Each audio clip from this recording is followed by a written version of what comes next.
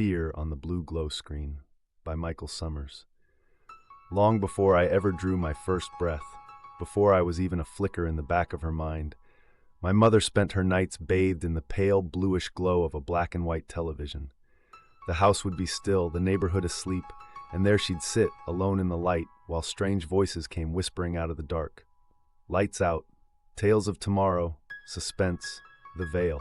Those were her midnight companions, spinning stories of ghosts, monsters, and men who toyed with things better left alone. Later, as the years rolled on like slow thunder, she discovered new obsessions, one step beyond. The Twilight Zone, the outer limits. By then, the world had shifted. The line between science and superstition had smudged, and the shadows on the screen seemed to lean forward a little closer to the viewer. Those last three, I knew better. They arrived not long after I did, still flickering through the decades like stubborn ghosts that refused to die. Even now they linger, alive in grainy reruns and shiny remakes, as if some stories just don't know how to stay buried.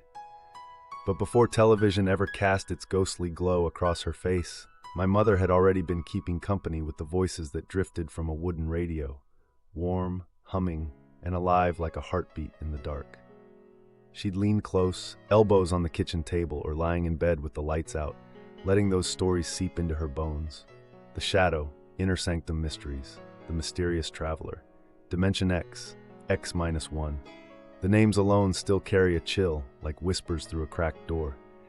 Even Dick Tracy found his way into that nightly parade of audio thrills, his staccato gunfire and tough guy rasp stitched between shadows and strange science.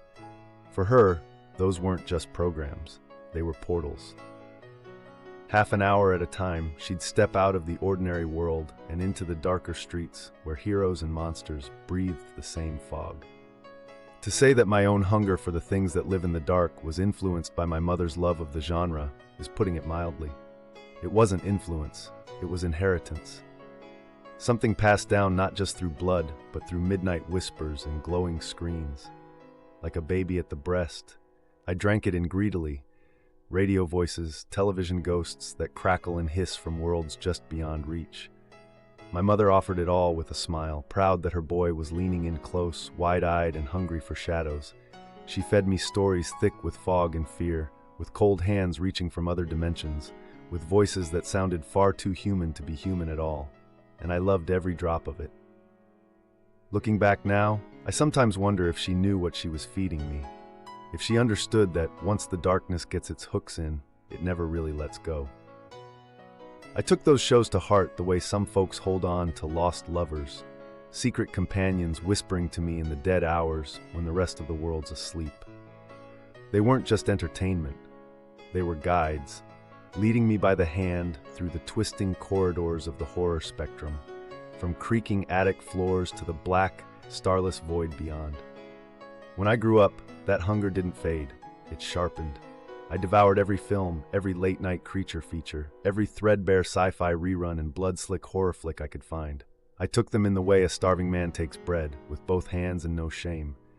I didn't just watch, I absorbed. Every scream, every shadow, every alien whisper found a corner in my head to call home. Most of those old black and white films didn't play in theaters for me.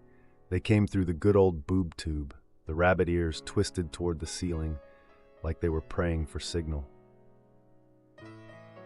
Chiller Theater, hosted by the unflappable Fritz the Night Owl, The Ghoul Show, Movie Macabre with Elvira's Wicked Grin, Svengoolie, Vampira, Commander USA's Groovy Movies. They were my Saturday night babysitters, my ministers of the macabre. I know there were others, hiding on channels I never could quite tune in. A pity, really. I can only imagine the buffet of glorious goofiness I missed. And then came the twin titans of the late 60s, Dark Shadows and Star Trek. Funny how both were born the same year, one draped in gothic gloom, the other reaching for the stars. I loved them both with equal hunger. Between vampires and Vulcans, I found the full range of what imagination could do when the lights went down. Through those shows, my taste sharpened. I wasn't just watching anymore. I was studying, collecting, hoarding every scrap of shadow and starlight like a magpie in the dark. Then came the 80s, and horror changed its face, and what a bloody face it was. Gone were the suggestive whispers and trembling hands of the old days. This new breed didn't hint, it howled. The Texas Chainsaw Massacre, Halloween, Friday the 13th, A Nightmare on Elm Street. They didn't tiptoe out of the darkness. They came roaring in like a freight train from hell, all teeth and shrieks and red slick carnage, and I loved every damn minute of it. I devoured them one after another, like some cinematic cannibal who couldn't get enough. There was something honest about that kind of horror. It didn't pretend to be polite or profound.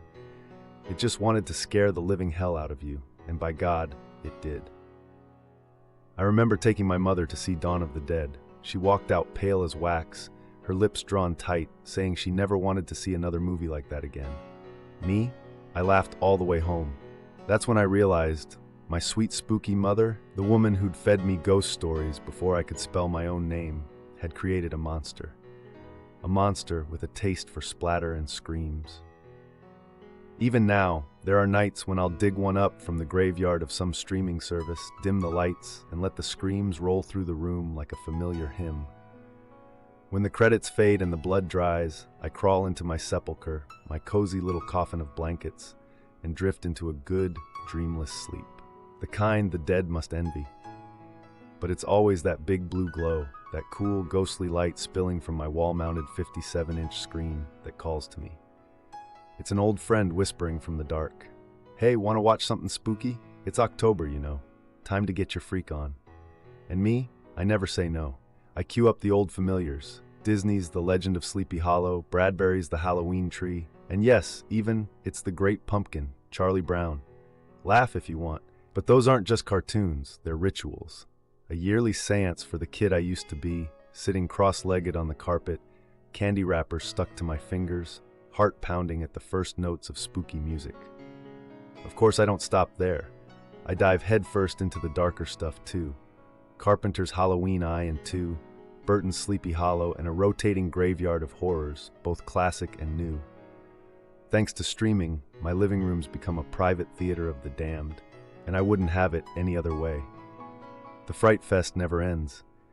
It just buffers for a few seconds. Still, no matter how far I wander, my mind always drifts back to those early nights. The black and white flicker, the hiss of static, my mother's laughter glowing soft in the dark. I can still see her there, popcorn in hand, smiling at the screen like she belonged in the story.